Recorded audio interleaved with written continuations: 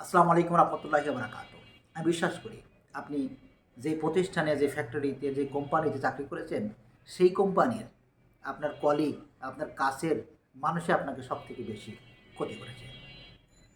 আমি এটা হলফ করে বলতে পারি। কারণ এইটা কোম্পানির একটি অফেন সিক্রেট ব্যাপার। এইজন্য আপনার জন্য সবথেকে সহজ উপায় হচ্ছে আপনি আপনার ব্যক্তিগত জীবন, আপনার কাজের জায়গা, এই সমস্ত বিষয় নিয়ে আপনি আপনার কলিগের সাথে, আপনার সমকলিগের সাথে, সিনিয়র কিংবা জুনিয়রের সাথে খুব বেশি এসব বিষয় নিয়ে আলাপ করবেন না। কাউকে অতিরিক্ত বিশ্বাস করবেন না।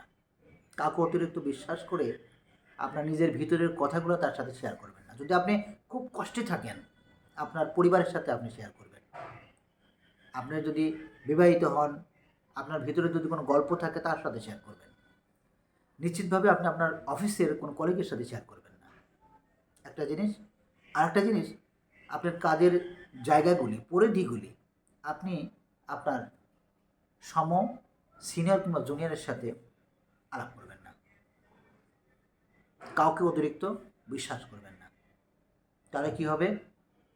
আপনি যাকে বিশ্বাস করছেন, যাকে আপনি পছন্দ করছেন, ভালোবাসছেন, কলিগ হিসেবে যাকে আপনি সবথেকে আপনার ভালো লাগে, সেই ব্যক্তি কোনো এক সময় আপনাকে ন্যাং মেরে দেবে। এটাই কিছু কিছু মানুষের প্রধান এবং উত্তম কাজ।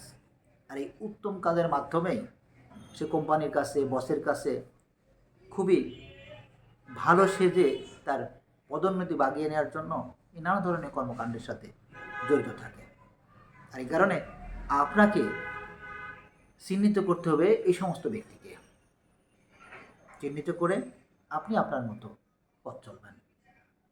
অফিসের কাজ করবেন, কোম্পানির কাজ করবেন, সময় মতো আসবেন, সময় মতো যাবেন, সব কাজ বুঝিয়ে দিয়ে আপনি আবার আপনি বাসায় চলে আসবেন। আলগা ফিরি কিংবা ভিতরের কোনো কথা আপনার কলিগের সাথে শেয়ার করবেন না। আপনি যতটা একলা থাকবেন, আপনার কাজগুলি নিয়ে আপনি যতটা কনসার্ন থাকবেন, আপনার ভিতরের অনুভূতি, ভালো লাগাগুলি নিয়ে যতক্ষণ আপনি আপনার পরিবারের সাথে, আপনার ফ্যামিলির সাথে যতক্ষণ আপনি আলাপ করবেন, ততক্ষণ এটা খুব ভালো থাকবে। কাউকে অতিরিক্ত বিশ্বাস করে কোনো কিছু বলতে যাবেন না, শেয়ার করবেন না।